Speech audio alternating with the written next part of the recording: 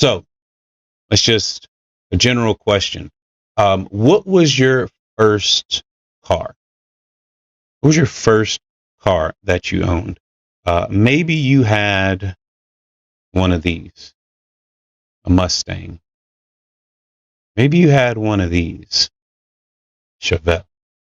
Maybe you had a beautiful Nova, SS Nova, 1968, one of my favorite cars.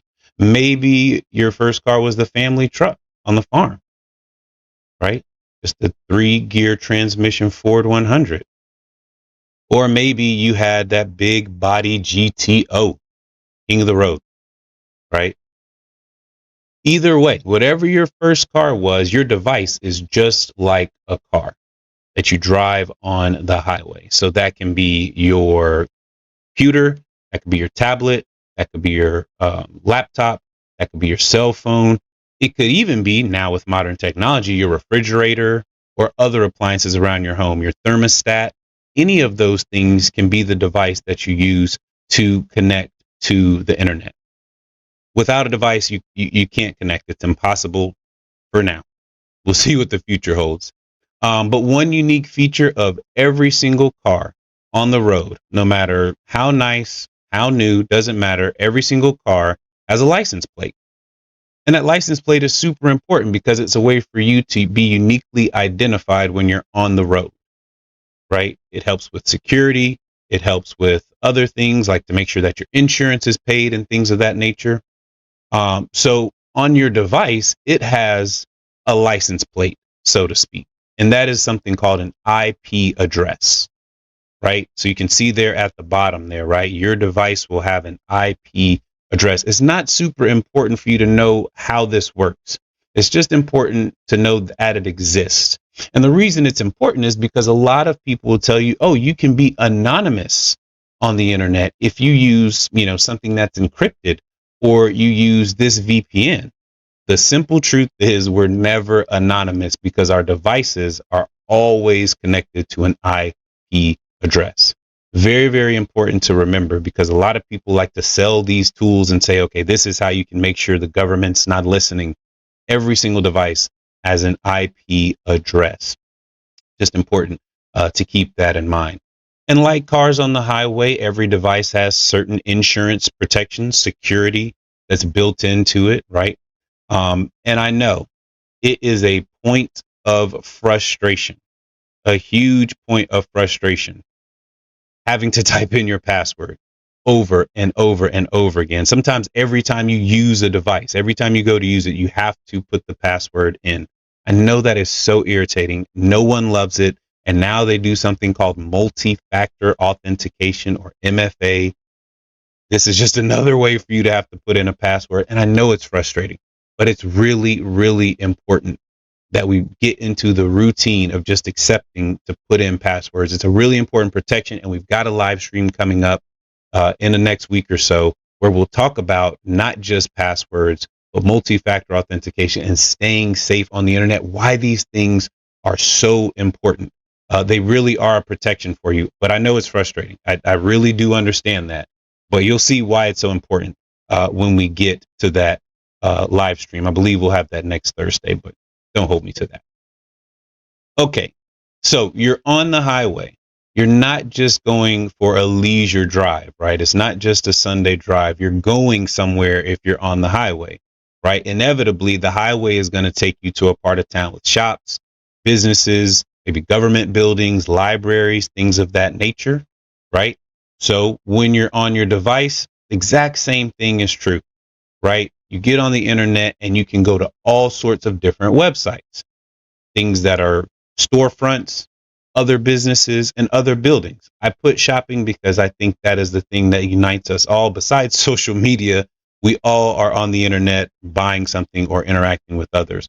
But there's tons of websites for all sorts of purposes. Of course, shopping, but you can get information. You can also learn using websites like Wikipedia. You can get news from various websites as well. And then, of course, there's social media. And there's a lot to say about that. But before we get into it, let's just hit one really important point. Every business has an address, right? As you see there on that brick building, 9793 or 979 East 3rd Street, right? That address is a unique identifier for that building. If you type in any other address into your GPS, it wouldn't take you there, right? You would end up somewhere else. So the internet works in a very similar way. Every website has an address. They call it a web address, and we'll talk about accessing those more in just a second. But that website, what we call a website, for example, you may say facebook.com. That is a URL, or a uniform resource locator. You don't need to memorize that. Don't even waste your time. URL is more than enough, but most people call it domain, right? A domain name. That's what we call it. You can see down there at the bottom, in the case of Google, it's www.google.com. That domain is where its location, right, on the internet. If, for example, you typed Google, but you put in 2 G's, it would not take you to Google. Well, actually, you know what? I'm wrong. All the giant companies have bought the mistake names, right? So they know if you spell Facebook with an S instead of a C, right? Facebook has actually purchased that, and it redirects you to Facebook. But for the most part, for smaller websites, for smaller companies or smaller entities, if you don't type the URL incorrectly, you won't land at the place that you are looking for.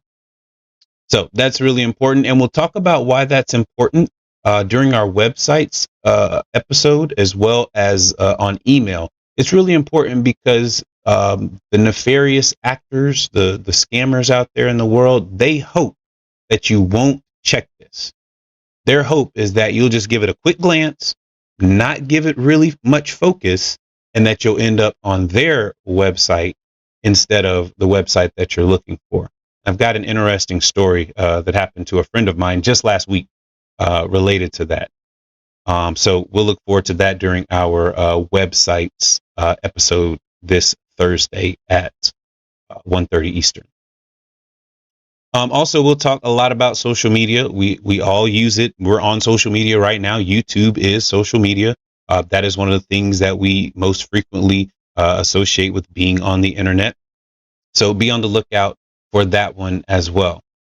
We talked earlier about this idea of the address, right? You can still see that on the slide there. How do we access that place, right? That location on the internet? How do we get there? It's not magic. Again, it's always something simple. If you were in your car, how would you be able to find out that you were at the correct address? You just look through your windshield, right? It's just that simple. You look through your windshield, you confirm, yep, that's exactly where I want to be. And then you go into the building. The exact same thing is true when it comes to being online. A web browser works just like your windshield, right? It allows you to access websites, right? So you can see as you're on the internet, you can see exactly what stores or what websites that you are passing. Now, this is really, really important for us to keep in mind. And the reason it's important is because sometimes we just say, oh, I'm online. But there's more than one way to access information on the internet, because there's apps as well, right? And apps are something totally different. We'll talk in the future about the difference between an application and using a web browser.